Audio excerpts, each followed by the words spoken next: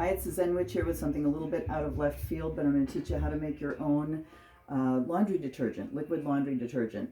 It's expensive as hell, and some people can't do it because of the chemicals and the scents and things in it, so it's good for you either way. What you need is an empty gallon or empty big bottle of laundry, from liquid laundry detergent or something else. A milk carton would work too. A gallon of purified or distilled water, and I have a Dalton gravity filter here. British Bergfeld is another excellent brand. I will put those names up so you can see. What else you need is 2 ounces of grated bar soap. If you're doing it because you want to be cheaper, then get some cheap soap. If you're doing it because you can't handle the scents and things, get a scent-free soap, or even get handmade soap without scents and chemicals. Always support local artisans. You will need a half a cup of borax, and borax is borax. It says borax on the box, nothing else to know. And a half a cup of washing soda. What you need to know here is that baking soda is very different from washing soda. This is sodium carbonate. Baking soda is sodium bicarbonate. So make sure you get washing soda or soda ash. Okay. What I've got here is less than half a gallon that is coming up to the boil, and I'm going to dump the soap in. So your first step is to dissolve the soap in boiling water. So I'm going to give that a couple minutes, stirring it in here. I'm using a spoon with holes in it just to make it, dissolve better and mix better. So I'll be back in a minute. Okay, so the soap is all dissolved in there. I had to back off the heat a little bit because it was really foaming up. So I'm going to stir in the soda ash, or the washing soda.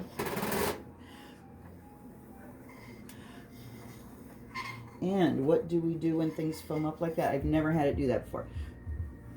All right, I'm gonna lift you off the heat for a second. Oh dear.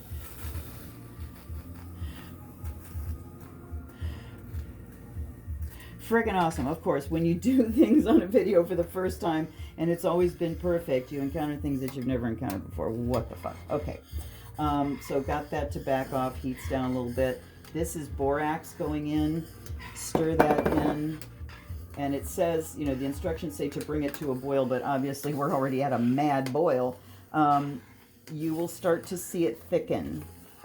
So the reason that you only use half a gallon of the water, and actually I used less than half a gallon of the water this time, and I wonder if that's what made it foam up so much, because it needs to be more dilute. So lesson learned.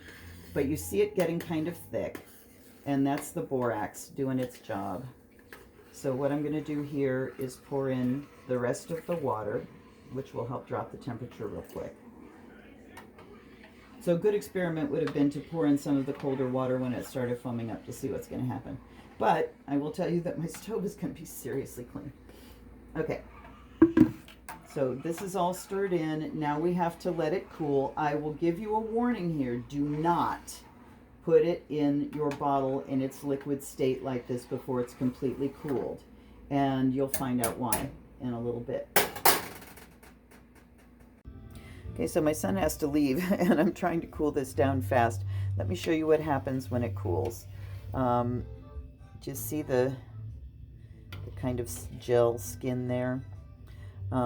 That's because the outside of the pan is cooling and it's congealing. And if you just let it stand and cool without stirring and stuff, it is going to congeal into a solid block. This is why you don't pour it into the pot while it's warm. First time I made it, I did that, and then I had a hell of a time, like with a chopstick or whatever I could get down in the bottle, trying to bust it up and liquefy it and, shake the hell out of it and everything else. So this is getting cool, and I'll come back when it's all solid. Bye. Okay, so one of the main things I learned today is what happens when you do a how-to video on a Mercury retrograde is that you find out everything that can go wrong. So what I have here is it's completely cooled, which I did in the sink, and I was stirring it, as I showed you before, as it was cooling. So normally if you just let it cool by itself in the pot and don't disturb it, it is going to congeal into a solid mass. And then what you'll have to do is what I'm doing right now, just take a potato masher, and it's actually kind of fun when it's really congealed, so it's very satisfying. So I'm just mixing this up now. Even though it's entirely cooled, I still don't have a great deal of confidence that it won't go into a solid mass in the bottle, but I am keeping my fingers crossed. Okay, so mixing, mixing, mixing, so it makes it more of a liquid gel rather than a solid massive gel. Okay, so I made new laundry detergent today. Thought I'd show you.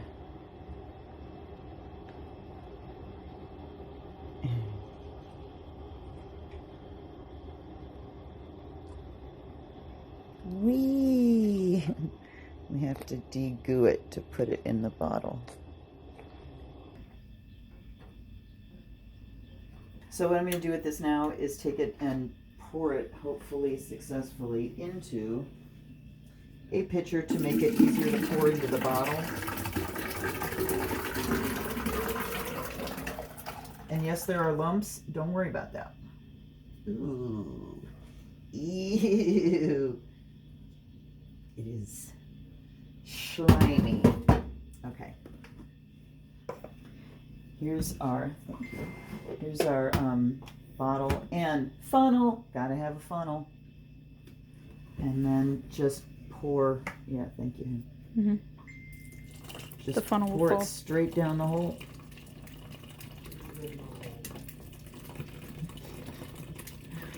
You can tell there's lots of going on here today. I have laundry going on in the background. I got my husband in there carving. I got my son videotaping stuff and splashing.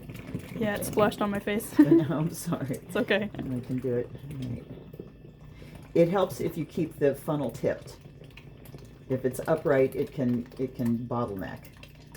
But if you keep it tipped, things pretty much go slide right down the hole. Okay. There's that. So to recap, it's probably a good idea not to have the water at a screaming boil, because even when I was melting the soap, the water was boiling pretty vigorously and it started to foam up then, and I was blowing on it to make it go down. So I would say have the water at a simmer, but not a boil.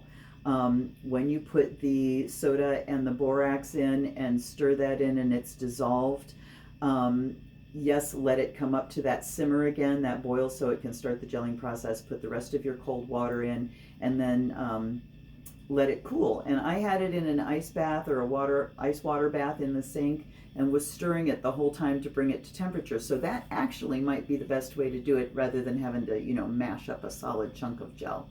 Either way it works, and you get laundry detergent for so cheap. I mean, borax is like a couple of dollars a box, and soda ash is cheap too, and you can buy, cheap ass soap to use in it. So you can have gel laundry detergent very cheaply. I will also say, when you use it in the washer, because it is kind of clumpy, I mean, first thing I usually do is just shake the crap out of it before I use it. But put a little bit of water in your machine and put the detergent in. Just use one of these measure cups. Put the detergent in, and then use something like one of your pieces of clothes to swish it in and dissolve it in. Or you can get clumps that stick to your clothes and leave streaks on dark things.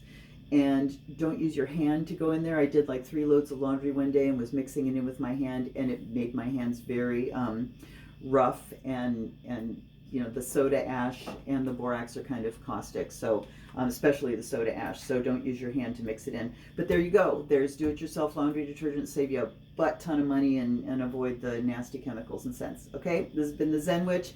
Like and subscribe if you thought that was cool. Comment. Let me know if you've tried it and what went wrong for you. And I'll see you next time. Blessed be.